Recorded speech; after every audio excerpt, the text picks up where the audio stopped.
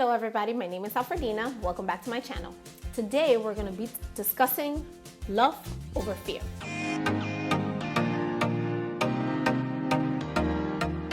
This I take from the verse of the Bible in 1 John chapter 4 verse 18 that says, "There is no fear in love, but perfect love drives out fear." I love this text, particularly as it pertains to parenting. When we have these precious little lives that we're trying to raise, we are constantly afraid of everything that could possibly go wrong and all the ways in which we can hurt them and the world and themselves. So fear is constantly a thing. I always say that I never prayed more than when I became a mother because I was constantly afraid. But knowing this text to be true in my life, I always knew to put it and still know to put it to God. That means that on sleepless nights when they are not falling asleep, there's something wrong or they're fighting too much, or when they were newborns, putting them down and trusting that they will be there when it was time that they would wake up rather from sleeping, that we would leave the house and that they would come back safely, that the first time we left them with somebody to babysit, all of those things that are fear-inducing in us. When you decide to add more children to your family, is the one that we have or the ones that we have, are they going to be okay? All of those things, am I going to be enough for the new baby or new child in my life? All of those fears that revolve parenting can be placed in the person of God, because that is who this text is referring to as love. And you see that in verse 16, it says, God is love. Whoever lives in love lives in God and God in them. So if I want God to live in me, love has to live in me. And that action, that decision to love someone else does not let fear set in.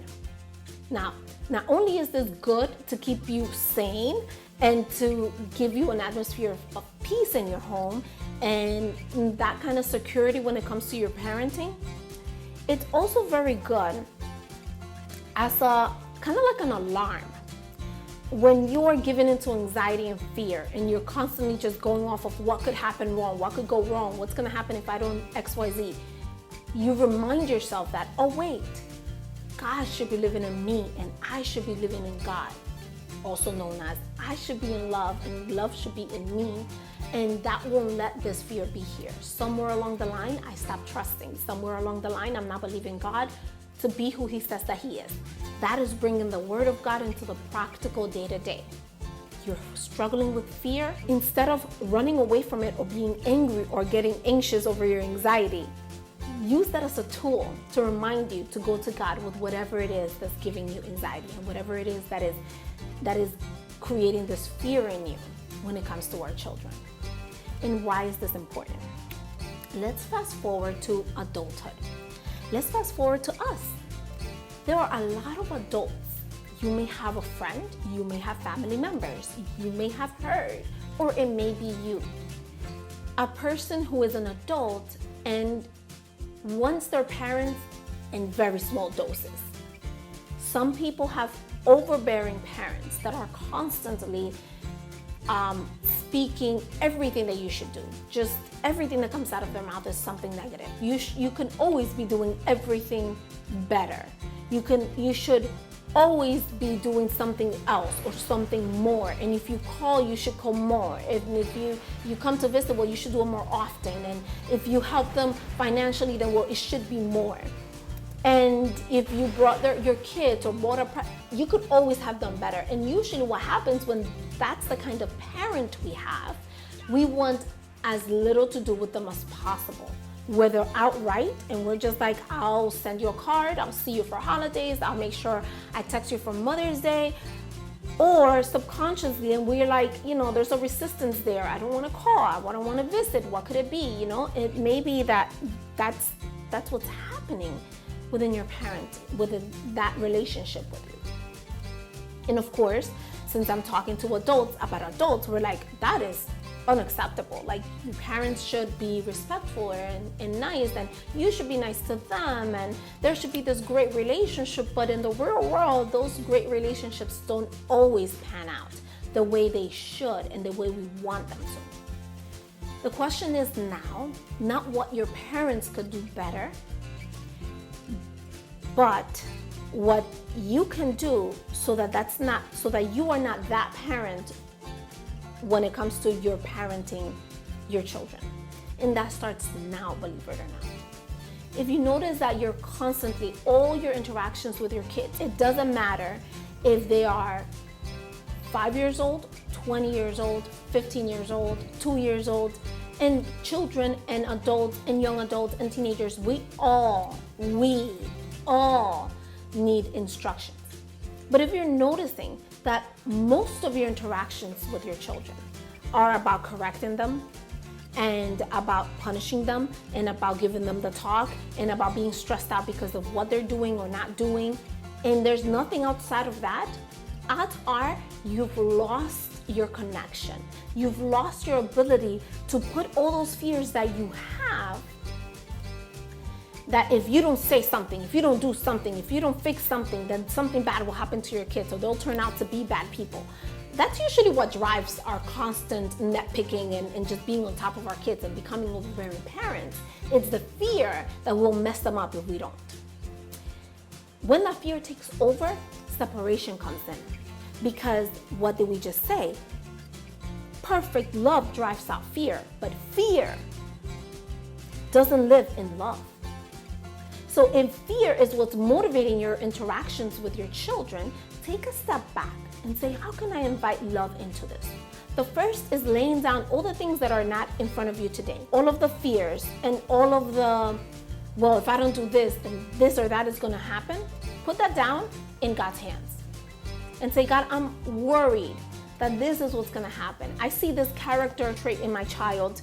Teach me, give me wisdom as to how to fix it. And you take care of him or her. And then leave it there. God will give you the wisdom. God has your child in his hands. In the same way that he reached you and has saved you and can carry you along, he'll do the same for your son or daughter. And what that does is free you up to now connect with them in love, in perfect love. And what person doesn't want to be around a parent who's loving and caring and available and just ready to laugh with you or cry with you, and it's just in the moment? What kind of parent doesn't want to be that? Now, we constantly get out of this space where we want to be because of fear. And the antidote is perfect love, and that's found in God. So I want to leave you with 3 little things, 3 little tips to apply this text to your life and your parenting starting now. Number 1 is leave it in God's hands. Whatever it is that's keeping you in the future and the past is just making your interactions with your children be so tense or plain out toxic, leave it in God's hands and trust that he is enough and that he will guide you when there is something for you to do. And he'll also guide you on how to do it. Number 2, look at what's in front of you and not what could be. Whenever we get lost in the what could happen if I don't address this or correct that or change that or do this or that or the third, we're no longer living in the present moment. And God says, every day has its own troubles. Don't worry about tomorrow, worry about today. And today you could put that in God's hands. Today you can choose to, number 3, connect. You can choose to connect and choose that. Choose connection and love over punishment and separation. Now I'll give you an idea, or I'll give you an example rather, of what that looks like very practically. Let's take an age group that's deemed the terrible twos. Your 2-year-old, your older child is building a beautiful tower. Your 2-year-old comes because he's at the age where I want to know what happens. This causes that. So I want to know what happens if I just run real quick to that table and knock that tower that my brother's been working on for 30 minutes and shatter it to the floor. Not only does he want to know what happens to the blocks, he wants to know what happens to his brother and what happens to his parents. He just wants to know what is going on. So this little bundle of joy comes and does that. You have 2 ways to handle this. Number 1 is fear and punishment. That means at timeout. Grab this child, you go sit on the timeout chair or go to your room and door's locked. And this child who needs you and is still dependent at 2 years old with you and who is just curious is suddenly alone, scared, and has no access to the person who's supposed to make him safe. Putting it in other words, when he is under stress, like when somebody yells at them or when they get in trouble, they are hardwired to go to mom or dad to be comforted. But now it's mom and dad saying, don't come close to me, you did a bad thing. That sometimes gets translated into you are a bad kid. And they are placed away. This is the family, this is where love and acceptance is. You did a mistake, so now you're over there. And you're gonna have to calm down on your own and you're just gonna have to cry it out. We don't care, just away. We don't want you, is what the 2-year-old is receiving. Afterwards, whether that was when he came down or depending on their temperament, they may not come down. They may just kick and scream and cry themselves to sleep, or they can just be like, okay, and then come out. Nothing was won, nothing was learned, because what he did wasn't he wasn't trying to say, how can I break the rules today? He was just curious, and that wasn't addressed. That wasn't addressed at all. His feelings weren't addressed at all. And now there's separation because now he's trying to figure out, wait, so when I am in trouble, everything says run to mommy, but mommy's the one who's getting me in trouble. So what do I do now? How do I comfort myself now? What do I do to become the child that she's gonna wanna kiss and hug? And he's gonna start trying to earn the love that you already have for that child. And just in parentheses, but for you to meditate on, is that the relationship you have with God? Where you feel like, well, I did a bad thing, and instead of running to him like he asks us to do, to repent and go to him, and he will always receive us with open arms and help us to be better and empower us to be better, if that's the case. Maybe it's from this, maybe it's from those punishments. But then you're like, well, if I don't do anything, how is my child going to learn? Well, I love practicing something that's called a time in. That means that my older son is upset, so I can help him and model for my 2-year-old with my 2-year-old's help. Oh, look, and focus the attention not on his curiosity per se, but fulfilling it by letting you know what happened in an empathetic way. You did that, and he was working so hard, and now he feels like this, and this is what we do when we hurt others. We make amends, and this is how we're gonna help him with that tower. And the big one is gonna be like, oh, this is what I do when my little brother does something wrong. I tell him how I feel, and then I let him help me, rather than just hit him over the head with a Lego or something, you know? And your little one is learning that, oh, okay, he'll be sad, or he'll be mad. And no, that's not gonna be the last time he throws a tower, but he's learning the lesson. His curiosity was met. And then he did something wrong. Once I make sure that the offended party was taken care of, I go into the room with the little one. And now we're gonna sit on time in. I'm gonna sit with you, and you're gonna maybe cry if you're upset because I didn't let you just, maybe you didn't wanna help and I still made you help and I didn't let you continue throwing the toys and you're upset. I can carry you, I can hug you, and I can hold that space for you to be angry and be mad and be upset because I didn't just let you continue kicking the tower around and yelling or doing whatever it was that you wanted to do. You have the right to your feelings, and I'm sitting here with you to let you know that as a parent, I love you even when you make mistakes. You're not extra in our family, and you don't need to become someone else for us to accept you in. I am stepping in this time out, but like really time in, because now we're taking that time to just sit here and allow him to feel his feelings, but express them in a safe way where he's not hurting anyone and nobody can hurt him, and loving him through it.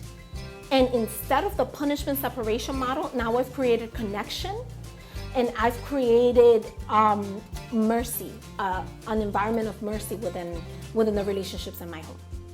So those are the 3 things that you can really put in. And next time that you hear the commotion, you're doing the dishes, tired, and then you hear the kids that were 5 minutes ago were playing nicely are now at each other's throats and there's crying and screaming, go in with these tools in your hands. Whatever it is that you see when you walk in that may propel you to live in the, oh my gosh, what am I gonna do? And fear, put that to God. And you can do that while you're addressing them. Taking a deep breath and say, God, you deal with what I, like, you got this. They're your children, help me.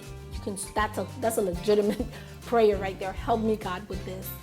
Look at what's in front of you. If there was a mess that needs to be picked up, if there are tears that need to be dried, if there's anything that you gotta do that. What needs to be done in the moment, not in what could happen with the adult kids that you don't have and they're not going off to juvie. You know, like focus on the problem that is, acknowledging everybody's feelings.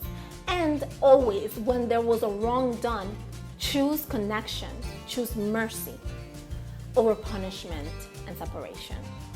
I really hope that this helps you, and I really hope that it helps you get closer to your kiddos.